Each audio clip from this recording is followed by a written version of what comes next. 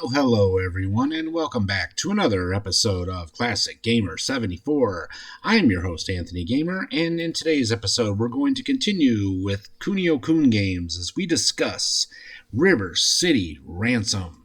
In a previous episode, we had discussed the number 2 game in the Kunio-kun series, that being Super Dodgeball, and I promise we will eventually discuss the first game, Renegade.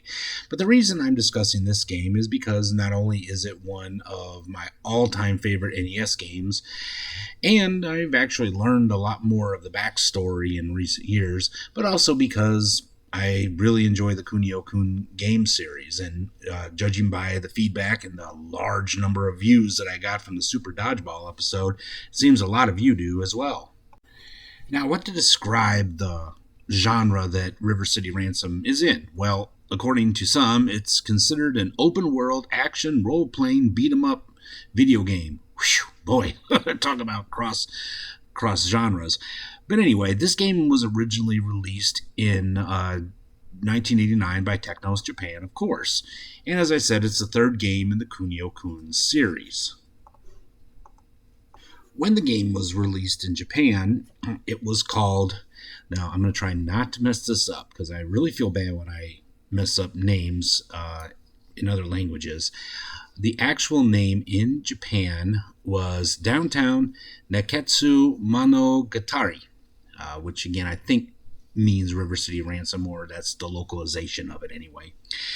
And it initially, believe it or not, was not a big hit. However, it has developed a cult following over the years, and the reviews for it have been pretty good. The legacy reviews have. So it didn't catch on right away, but I'll tell you, as soon as I played it, I really enjoyed it, especially after reading the reviews in Nintendo Power magazine.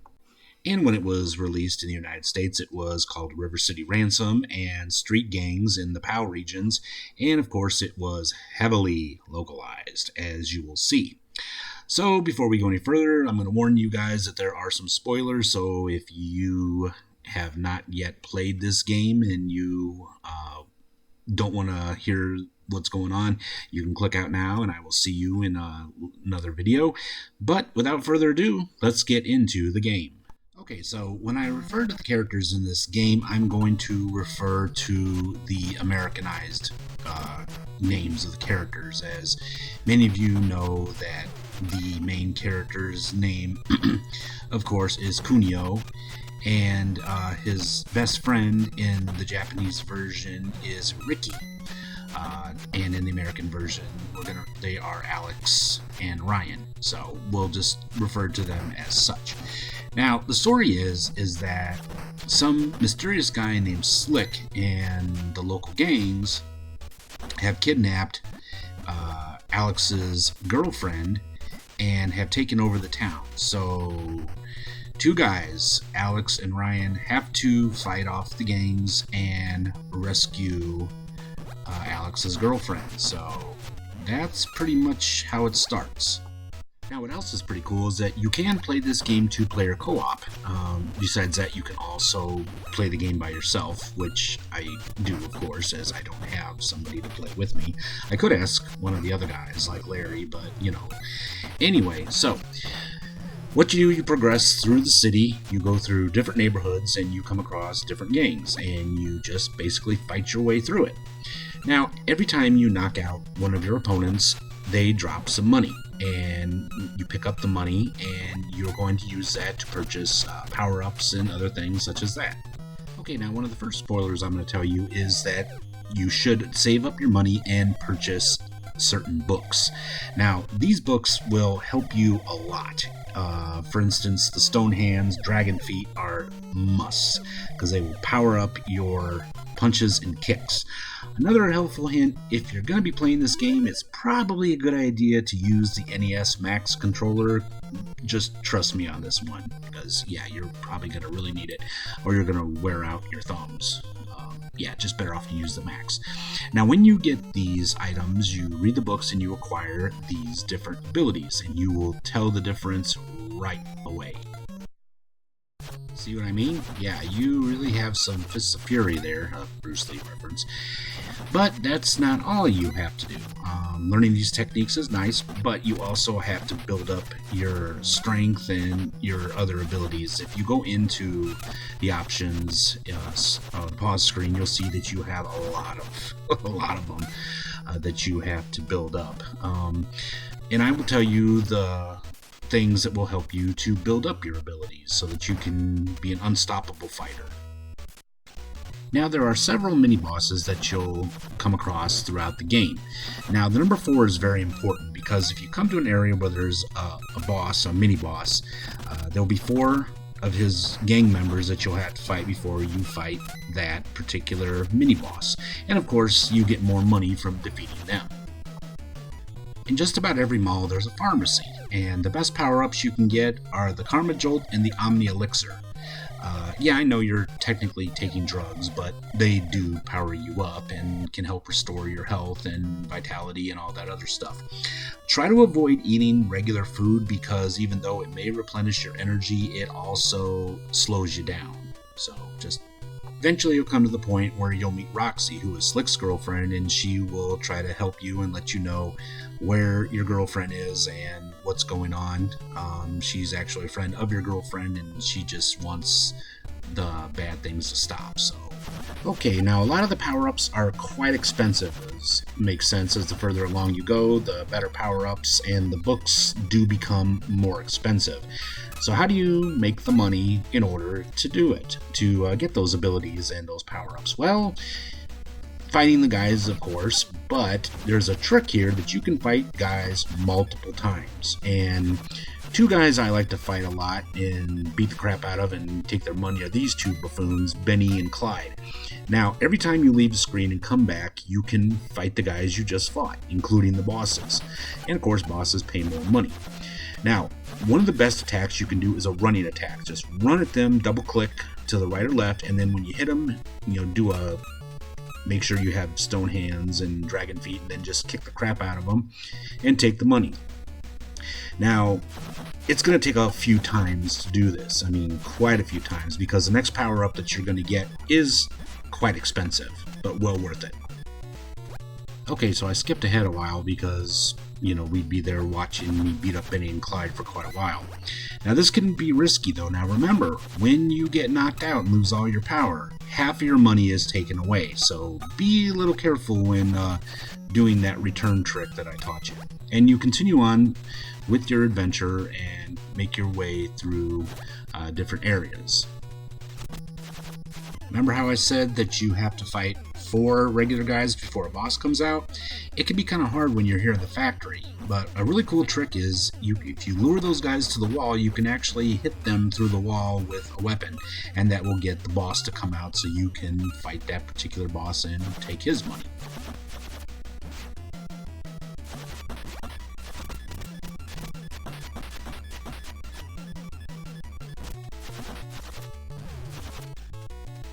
Okay, now here's another power-up you may want to get, and you go to the next mall after you get past the factory and then the underpass, and you'll get these boots called Texas boots. Yeah, they're kind of expensive, but they will really up your kick power and definitely worth getting. Now here's where a lot of people get confused. They get to a certain point and they say, after you beat Rocco, he says you have to fight Blade in Sherman Park. Now where is Sherman Park? Well, you actually have to go back, and you'll see this little opening at the top that you go in and you fight him there. He's pretty tough, but again, an easy way for you to make some extra cash by beating him up multiple times. Make sure that you have your Texas boots, make sure that you have stone hands and dragon feet in order to beat him quickly. Alright, so after you've taken out Blade, you can go back and beat up Benny and Clyde a bunch of times to save up your money. Try to save up around a little more than $200 because the next power-up is the most expensive but will help you the most. And with having all the power-ups I mentioned earlier, you should be able to breeze past these 2 with no problem as many times as you need to. Okay, so where do you find this special power-up? Well, it's actually hidden, and I found out about it, of course, through Nintendo Power Magazine, where we learned all our special tricks back in the day. So it's under the bridge, and it's a secret door in there, and you'll purchase a thing called Zeus's Wand. Yeah, it's $200, but it's really worth it, and you'll see why.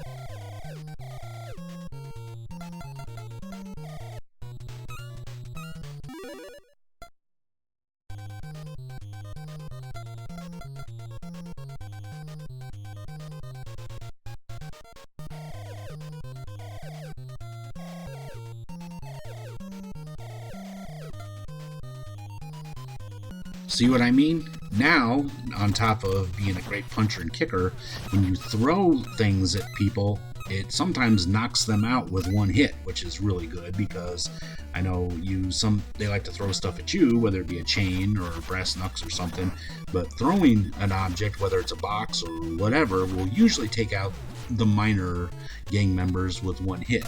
And with all these power-ups, you're pretty much unstoppable. But there's a few other power-ups you may want to pick up as time goes on. Now, the next major boss you have to fight is Thor. Now, just to let you know, if you haven't fought Blade, he won't appear. And if you get to this point and he's not there, you can't go back. You gotta restart the whole game. Sorry, just something to let you guys know. And he's pretty tough too. Now, I know you'll be tempted to chuck him over the edge and be done with him, but you can't do that. You have to just knock him out and take his money in order to get the credit for beating him. So I know you were probably thinking that, and I've done it a couple times just for fun, but you don't get money if you actually kill like a person. So yes, Betty and Clyde are back again, but they're standing in front of a very cheap place to replenish your health and energy, and that is this health club. So once again, beat the crap out of these two knuckleheads and go in the health club. It's very inexpensive and it replenishes your energy pretty nicely for the price.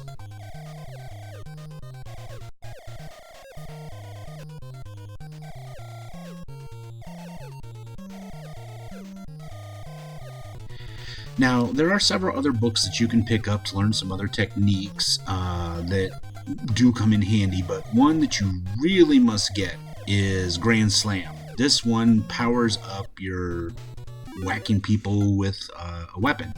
And wait till you see what this thing does.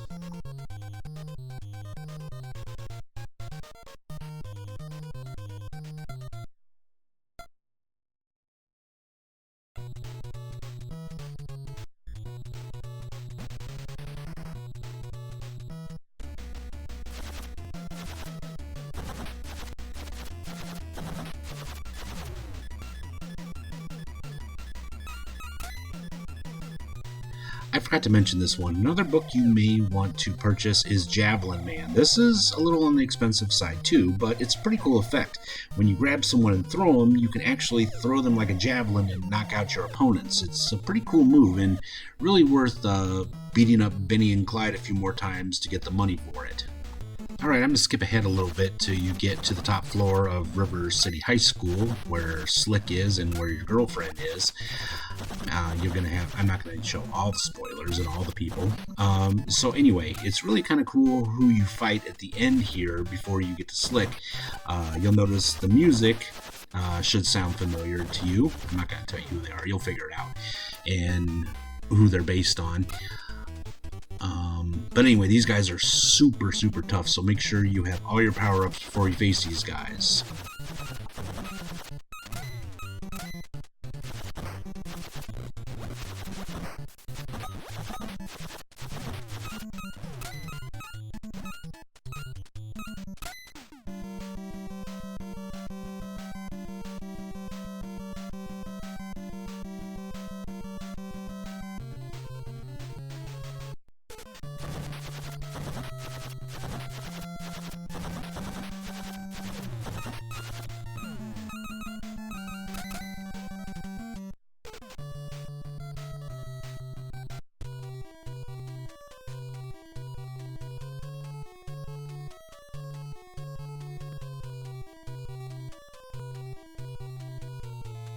Now, before we get to the final boss, I wanted to discuss the final boss, period.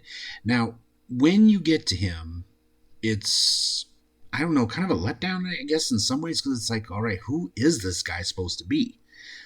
Because Alex or Ryan know exactly who he is, but the player yourself, you're kind of like, well, who is this guy? Who's he supposed to be?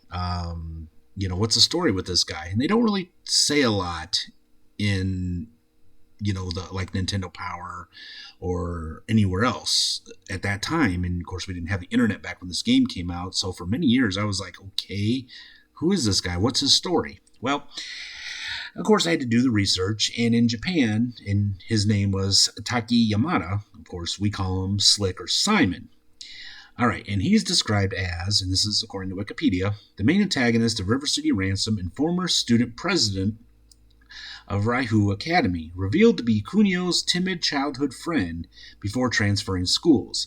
Yamada desires revenge on Kunio for overshadowing him and having the attention of Hazebe, which is, of course, his Kunio's girlfriend, whom he has a crush on. Having dabbled in the dark arts, he kidnaps Mami in a scheme of getting rid of Kunio and replacing him as the number one delinquent and the franchise's new main character.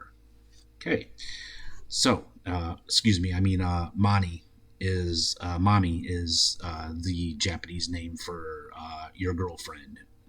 Of course, in the westernized version, her name is Roxy. So anyway, so that clears up something that I had been wondering for over 30 years as to who the heck this guy was and, what's the big deal, but now I know. And so you go on the roof and you beat up Slick or Simon, and the game ends. He's pretty tough. He's very tough, so make sure that you do have all the power-ups, or else you're going to be having to go back and get all the power-ups again in order to fight him.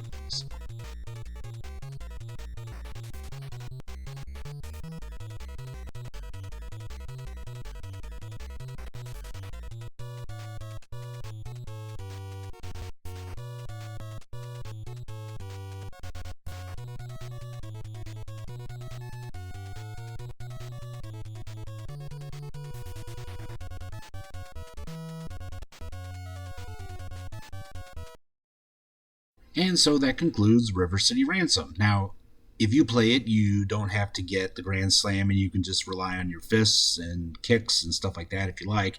It makes the game a little more challenging. You can also set it for a harder level. You can make the game faster or slower.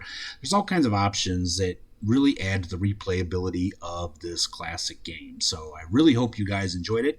If you got some memories when you played the game, or if you're going to check the game out now, let me know about it in the comments section below. I'd really like to hear what you have to say. I've been wanting to do this for a while now, and I've gotten a lot of requests for it. So in our next episode, we're going to discuss games based on the movie Tron. Well, that brings this episode of Classic Gamer 74 to a close. I really hope you guys enjoyed it as much as I'd enjoyed bringing it to you. And thank you for sticking it out to the end. It really helps this channel in more ways than you know. And if you did enjoy today's video, let me know by giving me a big thumbs up, subscribe if you haven't already, and don't forget to click that little bell icon down there so you'll be notified when I upload any new videos. Connect with me on all my social media platforms, and please consider helping us out on Patreon. I got some big plans for this channel, and I'm going to need your help to do it. So please be generous and help us out on Patreon. The link is in the description below. Well, until next time, this has been Anthony Gamer. I wish you all a great week. Until next time, be strong, be safe, be happy, be healthy, and above all, take care of each other, and please be kind to each other, and stop hate of all kinds. See you guys soon. Bye for now.